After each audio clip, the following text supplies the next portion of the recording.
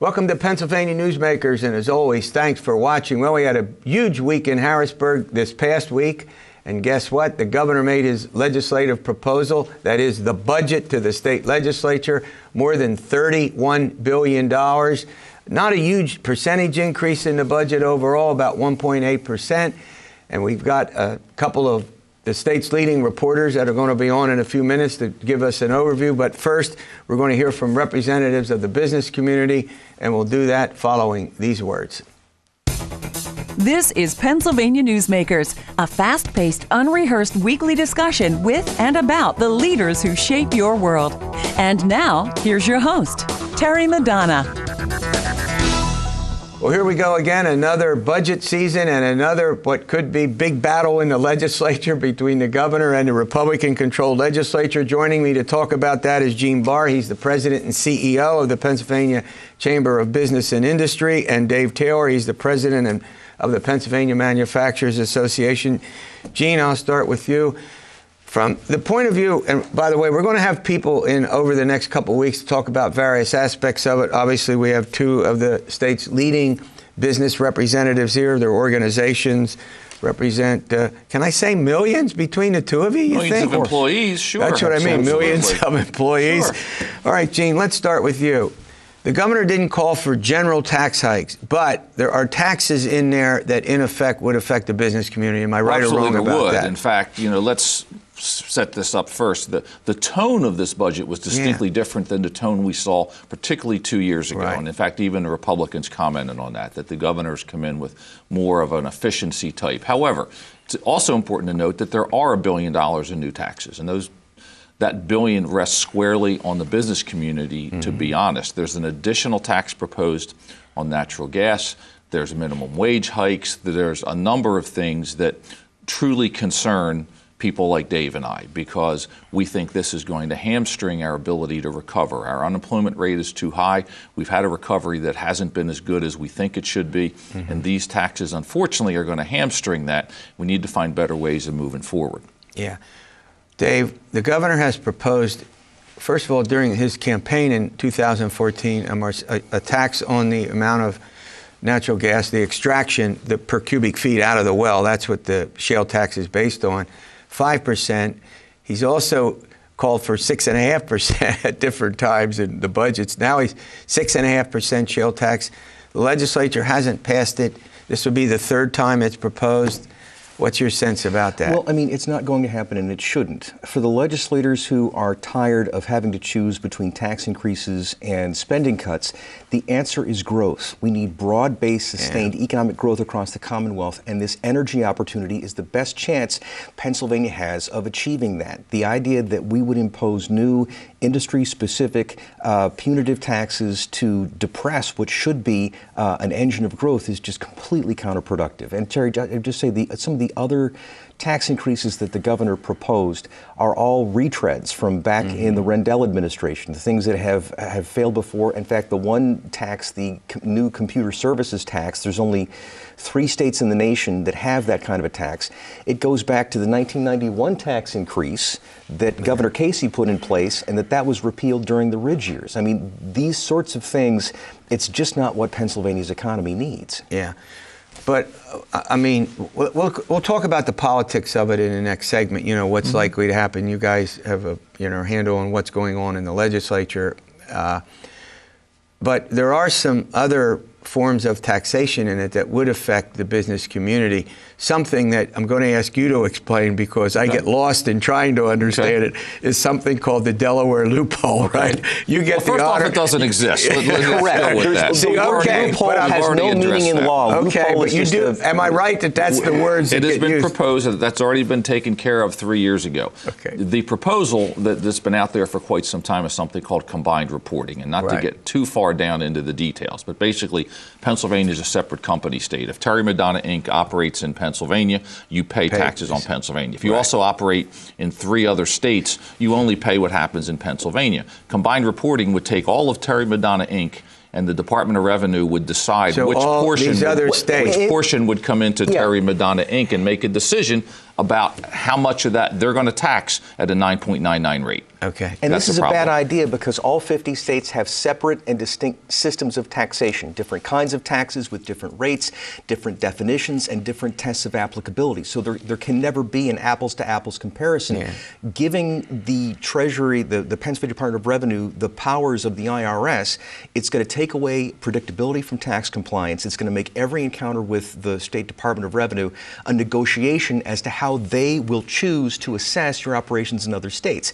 So, and again, the bias of the department is going to be to maximize collections to the Commonwealth. And so this is going to lead a lot of businesses to take these cases to court. Yeah. It's going to tie things up for years because the government can't take the tax money, and also the business can't use it for investment. So Even everybody Gene, go ahead. Yeah, No, even the make your point. changes made 3 years ago, which we worked with to try and mitigate, have already resulted in litigation between those companies and the Department of Revenue, and that's nowhere near as far as combined reporting. All right, we're going to run to a break. When we come back, the corporate net income tax, as I understand it, is 9.99, but they say that, what is it, 2/3, 3/4 of the companies don't pay it. Let's get. We'll love to address yes, that. I know you're both Love to smiling. All address right, we'll that. get to that and plenty more after these words.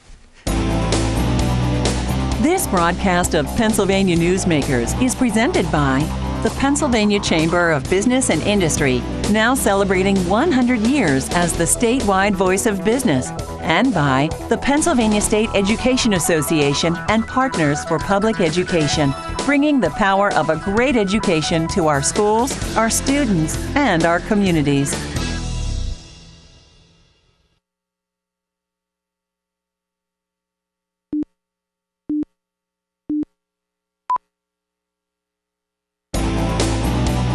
This broadcast of Pennsylvania Newsmakers is brought to you by the Pennsylvania Highway Information Association, the go-to source to learn about transportation projects and issues. Please visit pahighwayinfo.org. And by the Pennsylvania Manufacturers Association. Business in Pennsylvania is our business.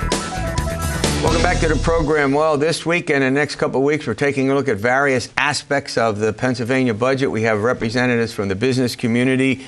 What's your name? Dave Taylor and Gene Barr. These guys come on here a good bit. We're welcome to have them. All right, Gene, where did we end this? We were looking at this 9.9% corporate net income tax. The argument I hear, or the point I hear made many times is, well, 2/3 or 3/4 of the businesses don't pay it. I know you want to answer this. Let's address that. And let's first talk about what the tax structure here looks like, because there's basically, from a tax levy, two kinds. There's groups that pay the 3.07 that we all pay as individuals because they paid as individuals. Those are small businesses, tend to be. Income tax. The larger companies pay something called the corporate net income tax rate, which at 9.99 is the highest effective rate in the United States. And what we hear often, oh, geez, they don't pay it. Well, the reality is that there are many corporations that are set up as real estate holding companies, never designed to make money. Various kinds of entities like that that are set up for personal liability or for liability protections. You have companies that no longer exist that may still be on the books that don't operate. And finally, you have companies that flat out don't make money in a given year. So when you compare Pennsylvania and the percent that don't pay with a state like, I believe, Utah, that has combined reporting, oddly enough, the percentages of corporations that don't pay are virtually identical, because there are companies that are set up not to make money. They're holding companies, they're liability protection, they're out of business, or they don't make money. So this is really a red herring argument. And Pennsylvania's 9.99 rate is a red flag for companies who come here. Now, the governor said he wants to drop it. Our concern is to get combined reporting in exchange for the promise of reductions gets difficult. It's an increase? Just like capital stock and franchise tax, it was delayed for years and years and years. Our concern is that we don't get those. We don't get those reductions as promised. Did you want to add anything to that before I get to it? I would repeat what Gene said earlier, that it was the addition of expense add-back provisions to give the Revenue Secretary the power to disallow transactions that appear fraudulent. This issue has already been addressed, so there is no pot of leprechaun gold waiting at the end of the combined reporting rainbow. All it's going to do is increase costs to employers, increase the complexity of the system, and tie things up in court for years. All right.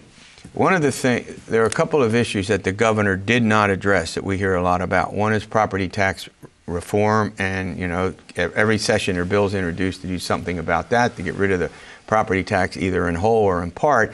But the other aspect that he didn't address has to do with pensions. We're looking at, for the two big state pension systems, one for school personnel and one for state employees. Right.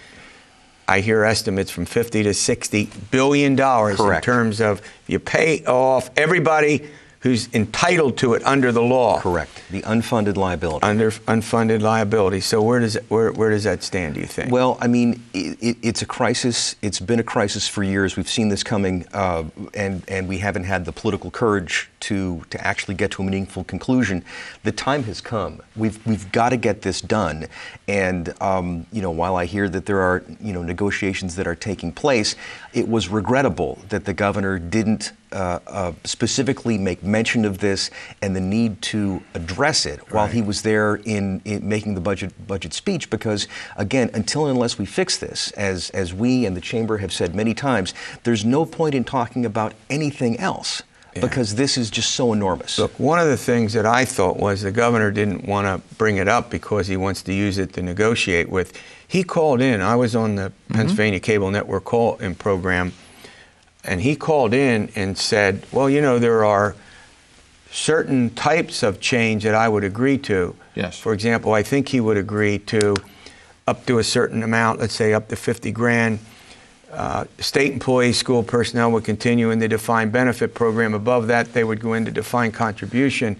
But a bill still hasn't been passed the legislature. It hasn't passed completely. He did veto one, Senate Bill 1, but I think people are now looking more at what's called a side-by-side hybrid. Our preference would be that you put everybody in a 401k. It doesn't appear to have the votes for that.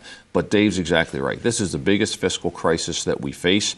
There seems to be, and our view is that it should be solved before you get into the budget. Don't throw this into the swirling waters of the Pennsylvania budget. Let's get this done in advance. It's as much as $72 billion unfunded liability. Tens of billions of that are related to the fact that in 2001 we made a retroactive benefit increase that we really haven't accounted for. So this is the most significant problem facing this Commonwealth from a financial basis, without a doubt. Look, I want to thank both of you for coming in, give the business point of view. As I said, we're going to have lots of people come in and take a look at all angles of this budget. But next, Marc Levy with the Associated Press and Angela Couloumbis with the Philadelphia Inquirer. We're going to look at, broadly speaking, many other aspects of the budget, and we'll do that after we pay some bills. This broadcast of Pennsylvania Newsmakers is brought to you by the Pennsylvania Credit Union Association. Pennsylvania Credit Unions, where people are worth more than money. To find a credit union that is right for you, check out ibelong.org. And by the Energy Association of Pennsylvania, Pennsylvania's energy information source.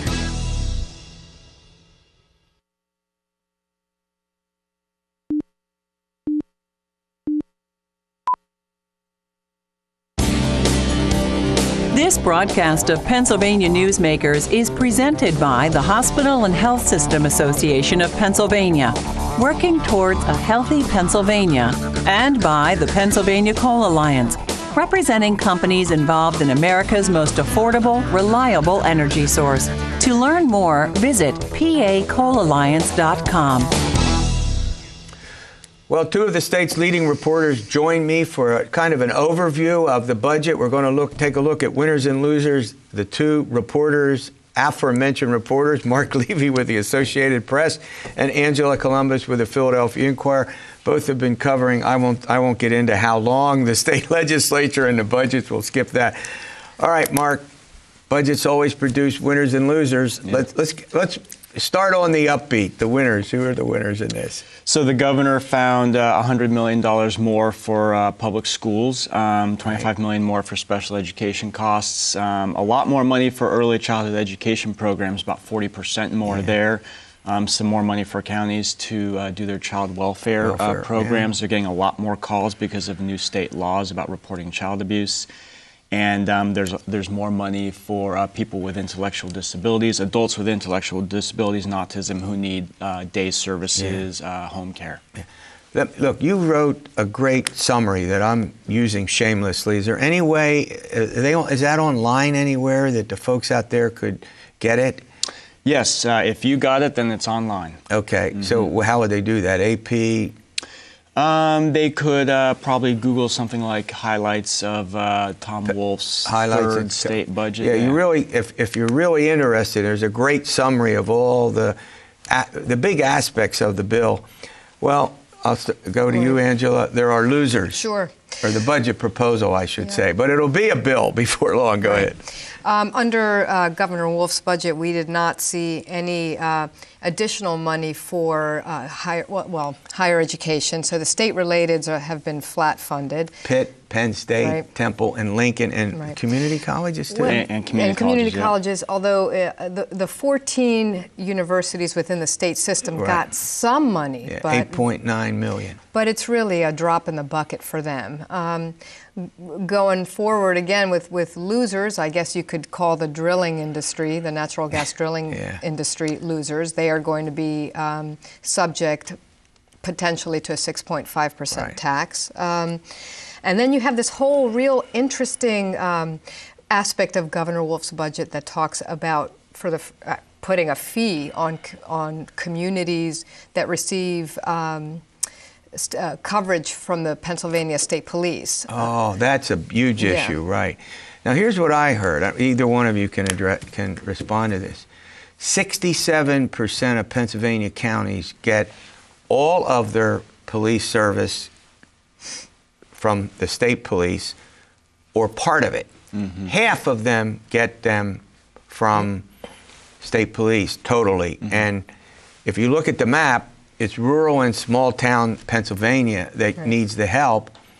And boy, that's going to set up. I was actually, there have been bills in the legislature in the past, but I was surprised by that. Either one of you. I would just correct one thing you said. It's municipalities, not counties. Oh, I'm sorry, municipalities. But you're right. Half of the state's municipalities get completely free state police coverage. So if there's a burglary, they're responding to it. Right. And Tom Ridge, in the 1990s, the governor tried to impose a fee, and that failed.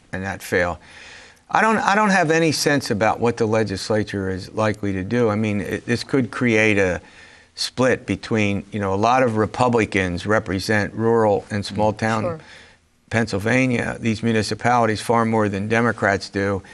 So that would be interesting to see how that plays out. Did you get any immediate reaction? I didn't hear a lot of immediate. They stayed away from one. No, they really kind of stayed away from it. They said, "Well, we'll look at it." And I think, given the budget crunch, they're not outright rejecting it. The only outright rejection that I heard on one of Governor Wolf's proposals was the Marcellus shale tax. Yeah, that's been